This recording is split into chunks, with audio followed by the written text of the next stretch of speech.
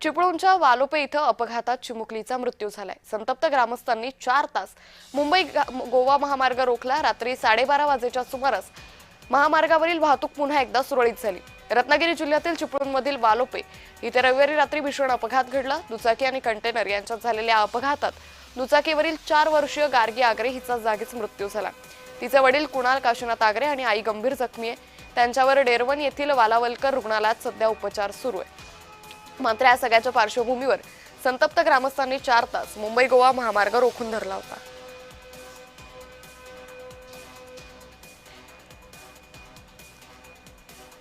तर संतप्त ग्रामस्थांनी 4 तास मुंबई महामार्ग रोखल्याचं सध्या पाहायला मिळतंय। याचाच आढावा घेतला आमच्या प्रतिनिधींनी। पाहूया। आपण या ठिकाणी बघू शकतो की गेल्या 4 तासांपासून मुंबई गोवा महामार्ग स्थानिकांनी रोखून धरला होता।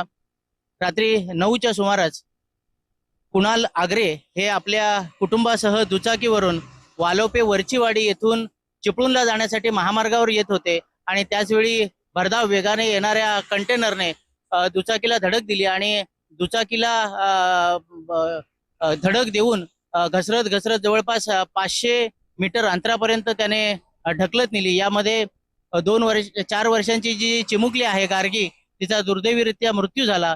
तर कुणाल आगरे आणि त्यांच्या पत्नी या गंभीर जखमी झाल्या। या अपघातानंतर स्थानिक ग्रामस्थ संतप्त झाले, आक्रमक झाले आणि त्याने महामार्ग रोखून धरला होता। ज्या कंटेनरने अपघात केला तो कंटेनर अपघाताच्या ठिकाणी आणा। त्याचबरोबर कंटेनरचा मालक असेल आणि चालक असेल त्यांनाही या ठिकाणी घेऊन या असं म्हणत कुणाल आगरे यांच्या कुटुंबियांनी आक्रोश केला। स्थानिक ग्रामस्थ मोठ्या संख्येने या ठिकाणी जमले होते, मोठा जमाव होता आणि त्यांनी महामार्ग रोखून धरला होता। अखेर या कुटुंबियांची समजूत काढण्यात पोलीस प्रशासनाला यश आलं आणि तब्बल 4 तासानंतर मुंबई गोवा महामार्ग सुरू झालेला आहे। योगेश बांडागळे, जय महाराष्ट्र, रत्नागिरी।